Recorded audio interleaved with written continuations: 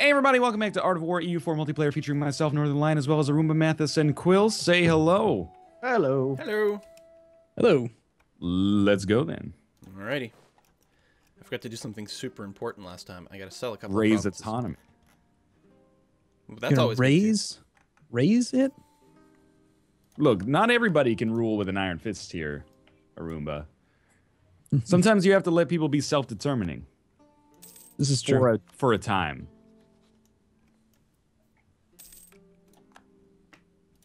I don't know about you guys. I actually disabled the Guns, Drums, and Steel soundtrack. Oh, me too.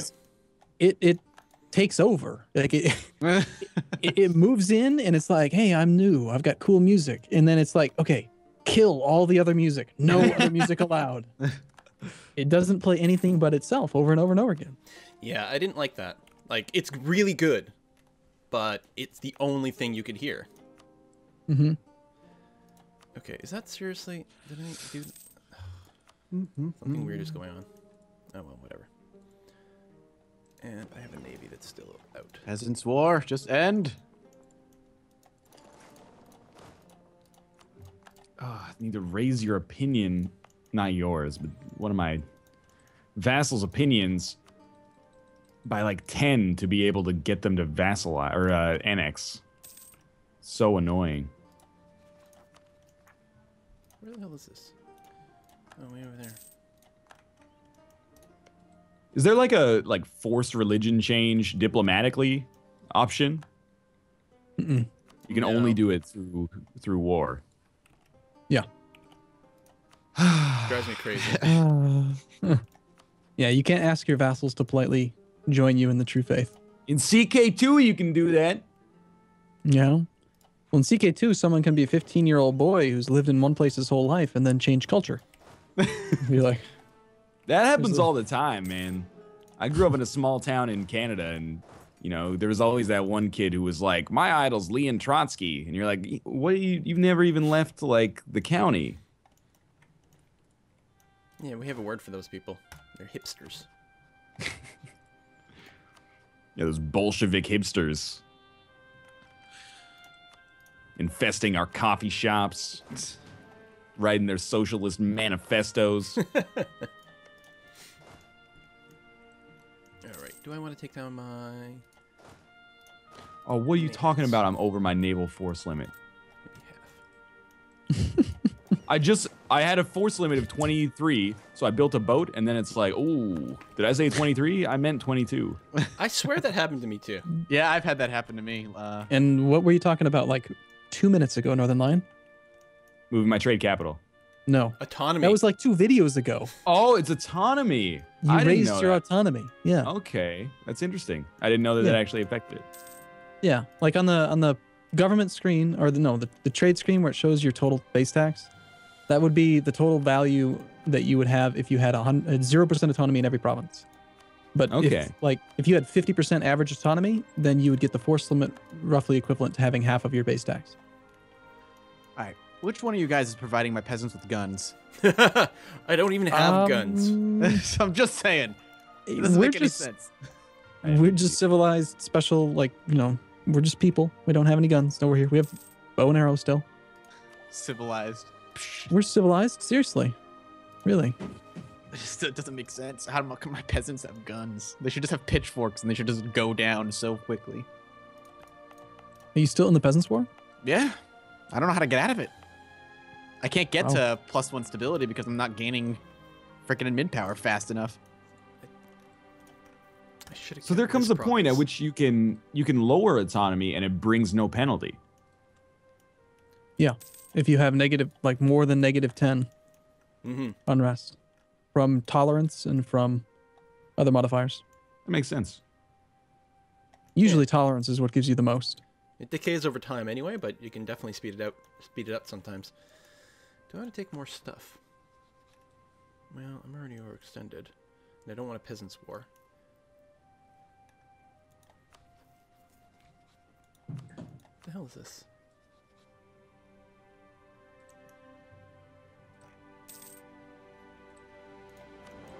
Dolly, my friend. I've lowered so much autonomy, and yet still, my naval force limit is jacked up. So wait, you were raising autonomy in some places, now you're lowering it? Yeah. Okay. Recently conquered areas, Yeah. they get raised autonomy. Long conquered areas will get lowered autonomy. Yeah, I've done that. I see. I did that a bunch in my Sweden game. Something was sending like 37% and it was like minus 15 revolt risk. So I'm like, yeah, all right, let's lower that stuff. But yeah, the newly conquered stuff, I always give it the 25 bump to lower unrest. I like it. I like it too. Poor Ming. At some point, it's just going to have to be absorbed just to take it out of its misery. Arista is officially gone. I just absorbed them completely, so that's a good start. That's not who you were playing as before, right? That was who I was playing as before. God. Come on now. So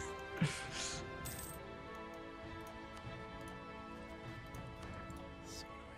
Is this making progress? It is. Slowly. And then I can do that. Alright. That was really helpful. What was helpful? My muttering? No, well, yeah. Yeah, that was really helpful, Right. Quill. Lowering that autonomy gave me 2 more naval force limit and a bunch more income. Lucky you.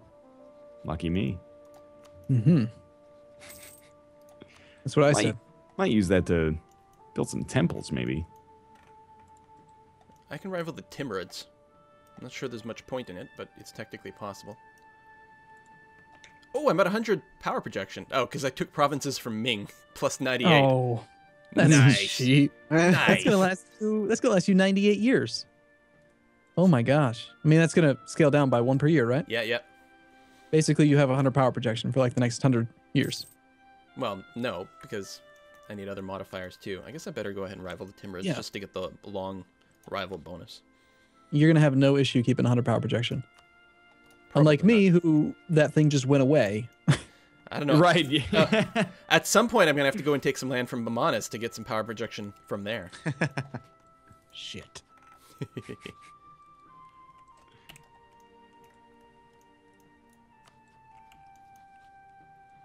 right now, I'm just happy letting everything sit around, get the manpower to be up.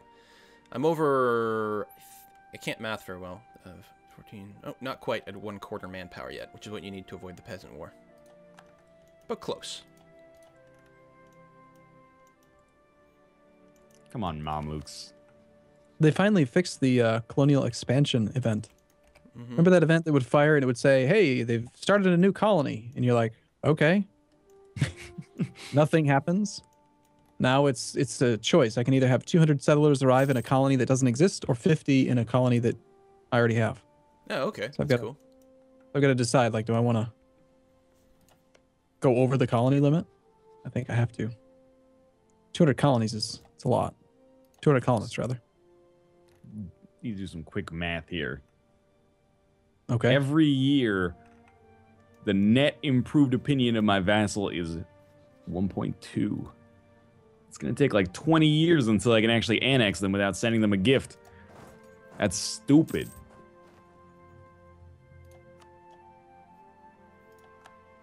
Oh, new guy. Ah, still don't have the frickin' diplomatic influence, guys. Excuse me, Bank of Africa. Can you give me an enormous loan so that I can make Kilwa think more highly of me, Thanks. thus speeding up our annexation?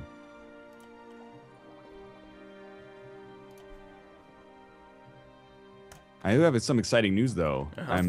Oh my god. I'm second in administrative rank right now. Monthly, not overall.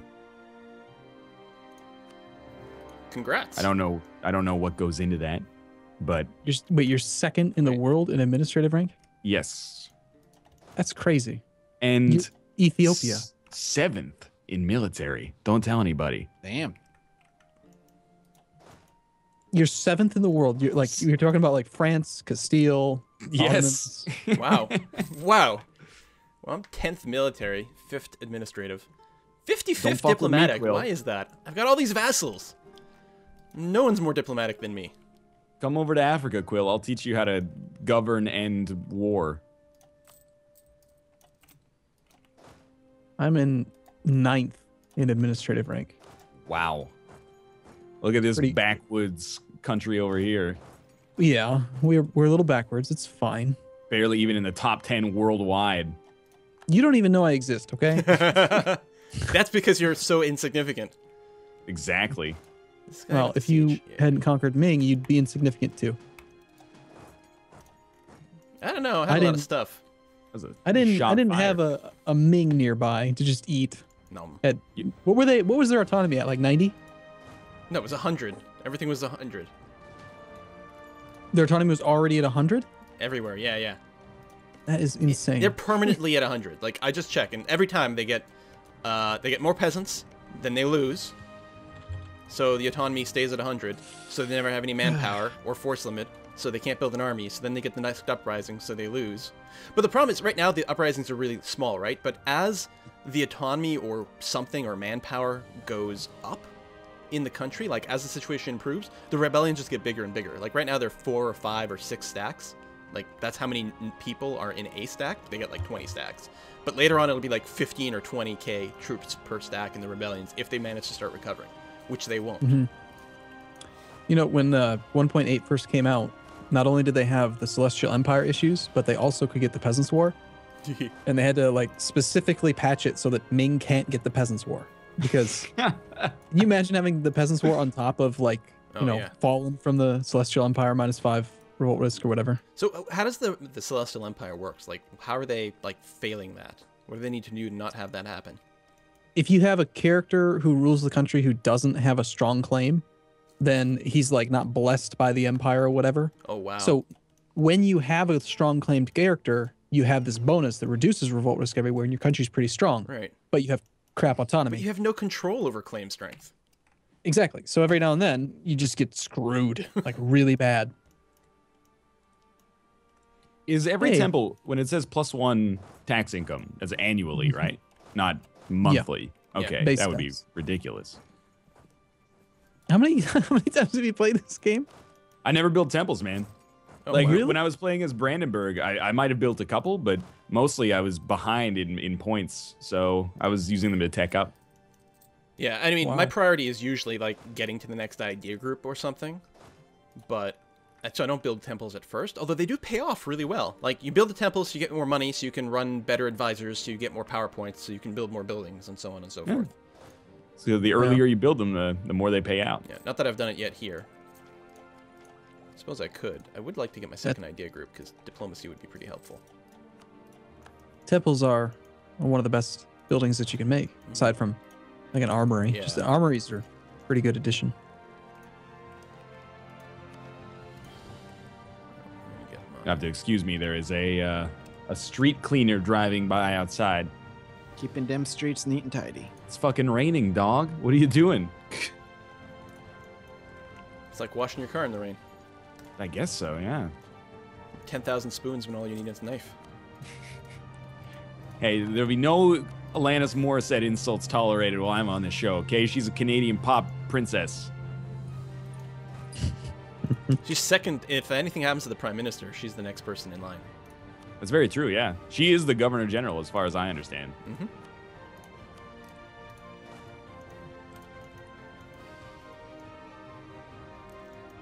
My legitimacy is 13. Wow, that's pretty bad. You want to get a royal marriage? I have, I think, a couple. Do you still have the Peasants' War? Yep. Wow. I don't know how to get rid of it. My stability is -1 though, so we're getting there. Yeah, if I'm reading it correctly, you need to get the +1 and you need to kill all the rebellions. Slowly but surely. Eliminate the rebels. Wipe them out. All It's of classic Mathis throw. That's all it is. I've accepted. I've hit my ceiling for this game. I cannot get No, any better. come on with that sandbagging horse hockey. I can't get any better. Look, I'm not bad at the game. Like if I played solo, I'd probably do pretty well. But I think I personally I can't get much better. Yeah. My brain can't handle it. It's too much. Give me Civ. Civ's easier. We should do a It's multiplayer Civ absolute game. nonsense. I would love to do is like a Civ, like a Beyond Earth. Or Yeah. session. Factorio. Factorio? You need to stop with that. I'm just gonna say. Well, it's true though. This multiplayer time slot has been EU4 for like what 6 months, Yeah. and it used to just be the multiplayer slot. It didn't always have to be EU4. You always do something else. Leave your comments in the comments of what we should play. I like EU4. Me too. Progress until the next uprising. At this pace, the next revolt will be in about 395.8 years. Oh, better start getting prepared for that one. It's useful to know. I like the estimate. It's good. I really wish that we were slightly further ahead, so that would put it even more distant than our current date. This is like next uprising would be in like 2021. Oh yeah. I don't think it's possible, even if it was like 0.1%. One province with 0.1% revolt risk. I still think it wouldn't be that long. So Champa will be the next one. I've fallen back to 9th in administrative rank. The Ethiopian Golden Age is over. I'm 3rd. Apparently, I got up to 4th in military rank. I've done nothing. Nothing has changed. But I'm now 4th in military. Yeah, you control all of Ming. Yeah, but well, no, Ming still exists. Rebels control all of Ming. I don't know what you're looking at. It's a lot of land. Yeah, but nothing has changed since the last time I had this score. I don't know. Oh, see, now I can core these guys. That's interesting. That makes no sense.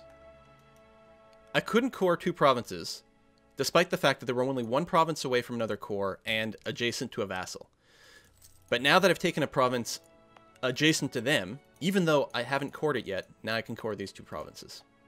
This game sometimes. I don't know. Makes no sense. I followed every word of that. Good. Somebody was talking. Who was that? It's like Charlie Brown's teachers. All the adults in Charlie Brown. Excuse me, the show is actually called Peanuts.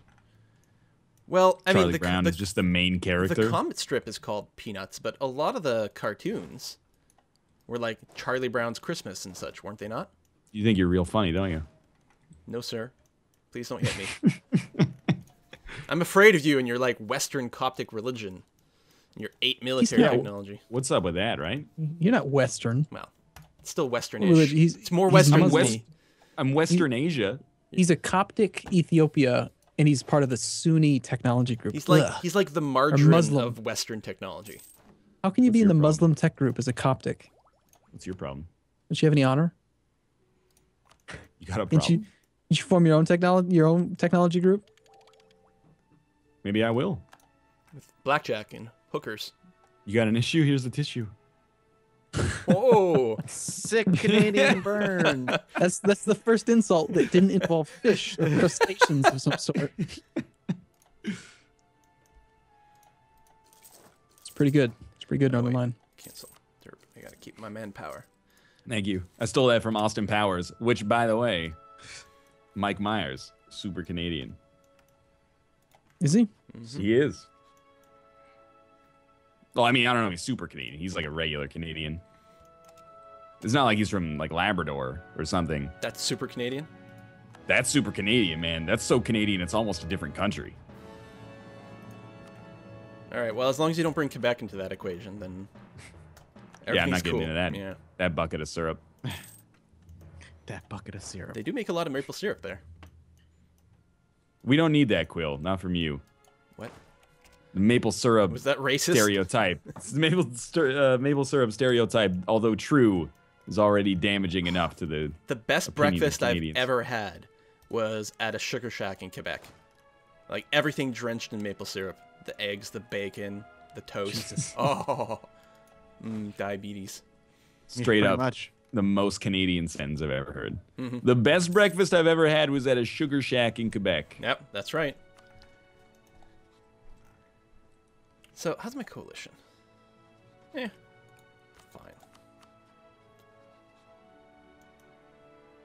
If I can declare war on ye. Oh my, what are you talking about? Annexing's going to be done in August 1531. Let's cancel that. You gotta get your diplomatic reputation up. It's a good idea. I'm helpful that way. I have no. How do I not have? I don't even CB on have a these diplomatic jerkasses? advisor. Can't fabricate a trade conflict or anything, huh? Nope. think I should be able to do that with Brunei. No, at some point maybe I'll be able to do a trade conflict with people. Good timing. We good? 1531. Oh.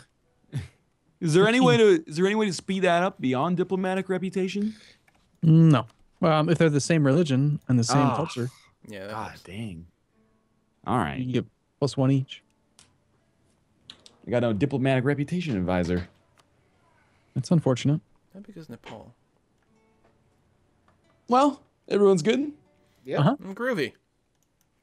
Well, that sounds like a personal problem. In any case, we're done with today's episode. If you enjoyed it, show your support. Click the like button. Helps out a great deal. And, of course, subscribe if you want to see more. Check out multiple perspectives if that's the kind of thing you're into. And we will see you next time. Bye. Bye. See you soon.